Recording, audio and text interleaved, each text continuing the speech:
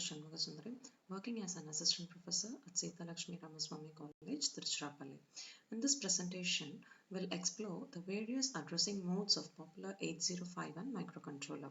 We will cover each mode in detail, providing examples to illustrate their functionality and practical applications. First, we'll see the introduction about the addressing modes. What is addressing modes? Addressing modes are methods used by microcontrollers to access data stored in memory. Basically, they define how the instruction fetches data, influencing program efficiency and complexity. Why are they important? Understanding addressing modes is crucial for writing efficient and effective programs for microcontrollers. Each mode offers unique advantage for specific tasks and data manipulation.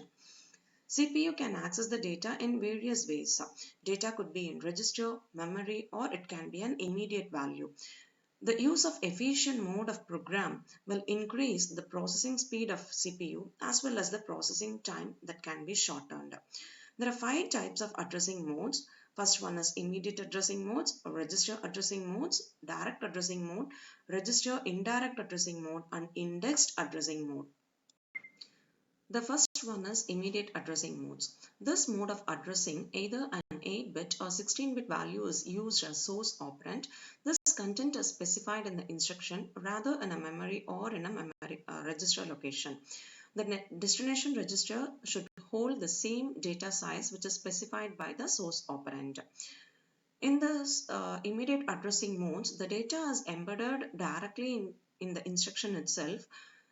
We don't want to access any kind of additional memory address, and it is very fast and efficient for small values, and it avoids memory lookups, making it quick for tasks like initializing register with a constant value. The only disadvantage of this mode is the size limitations, means immediate addressing mode is not suitable for handling the large amount of data.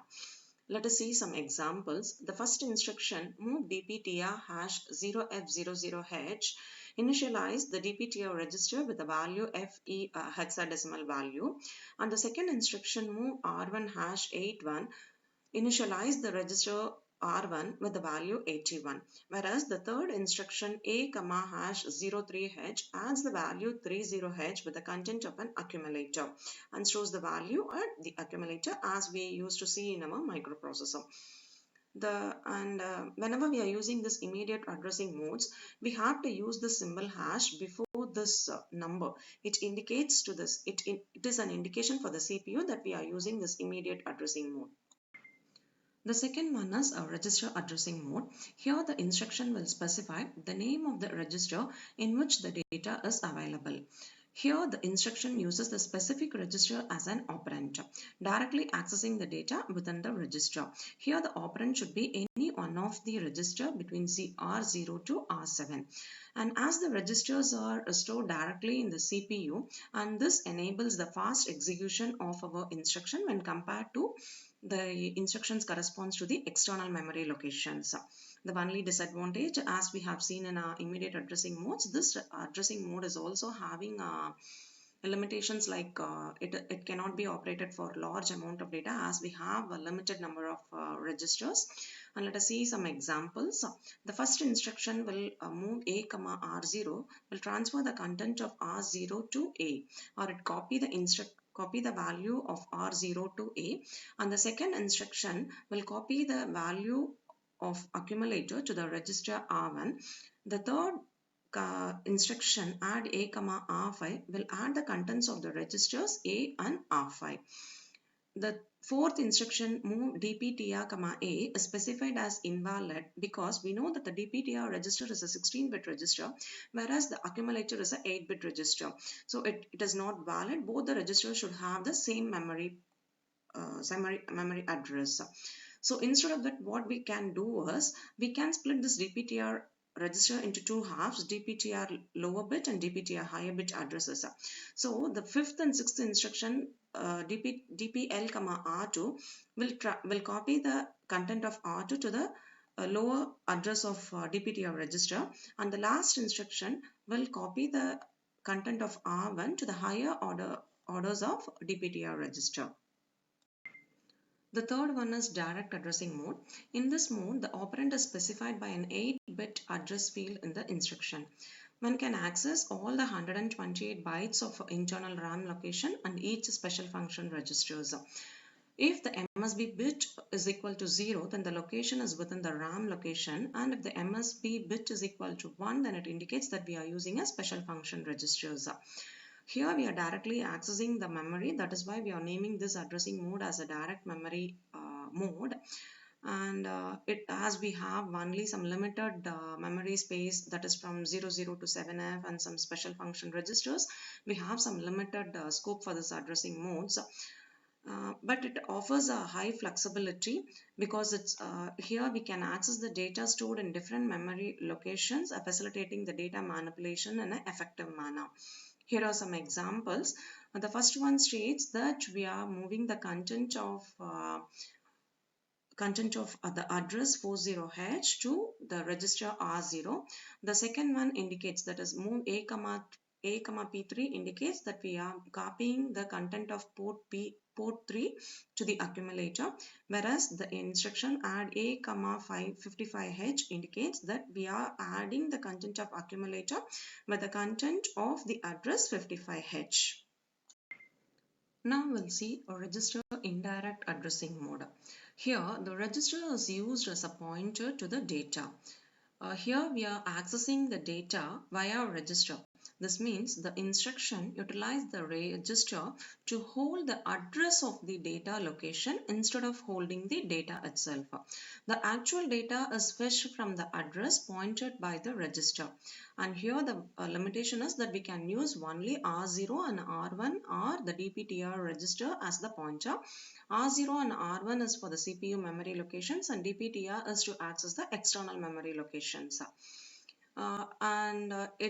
This is a dynamic addressing mode where it allows a flexible data access by modifying the contents of the register, effectively changing the memory locations being accessed. And this mode is having a program flexibility because this mode enables a dynamic addressing, allowing the program to access the different data locations without modifying the instruction itself. So now let's see some examples. Move A comma at R0. So here at symbolizes that we are using this R0 register as a data pointer. If we are not using this R0, then it becomes the register addressing mode. So this is the difference between the register addressing mode and the register indirect addressing mode. So this instruction move A comma R0 implies that the value that is being stored in R0 will be considered as an address, and the data stored in that particular address will be copied into the accumulator. And the second instruction, increment at R1, increment the content of the address specified by R1.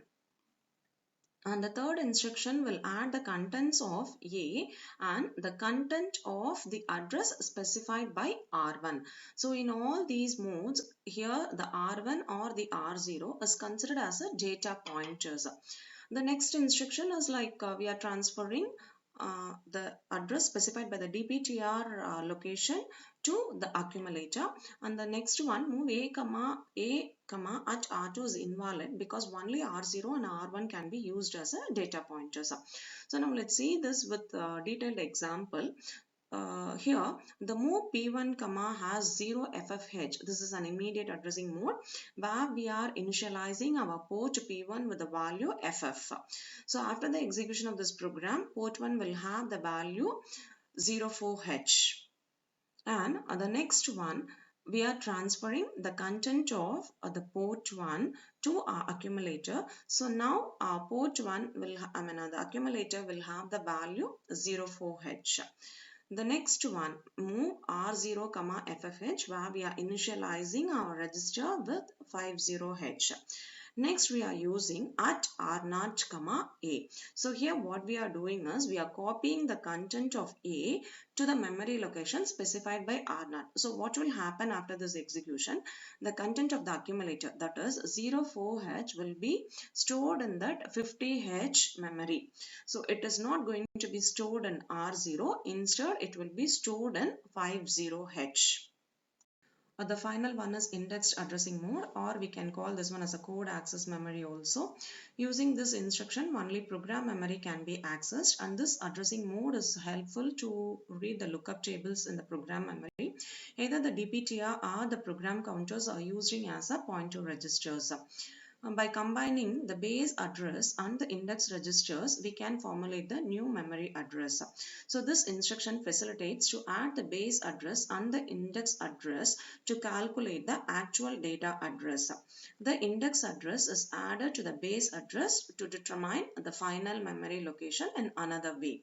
So this is an efficient for sequential data calculation, as I mentioned earlier, and this allows efficient transversal through the arrays or the tables without modifying the base address, and this offers very efficient program optimization by simplifying the arrays and list, making the code more efficient and easier to understand.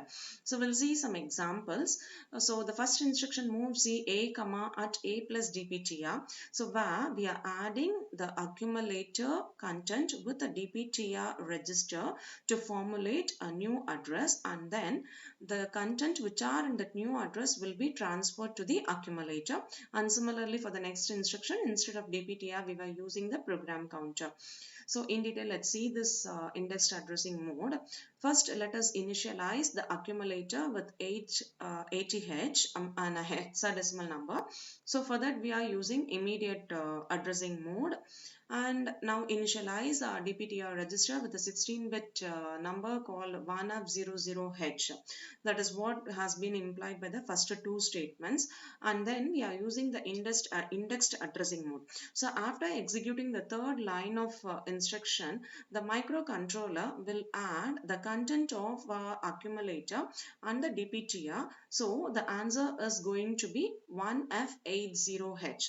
So now this will be considered as a new address, and the data specified by that F180H will be transferred to our accumulator. So obviously this 16-bit address is going to be in our external memory location. So that is why I said this addressing mode is beneficial for reading the lookup table, or in order if we want to do any calculation using some arrays.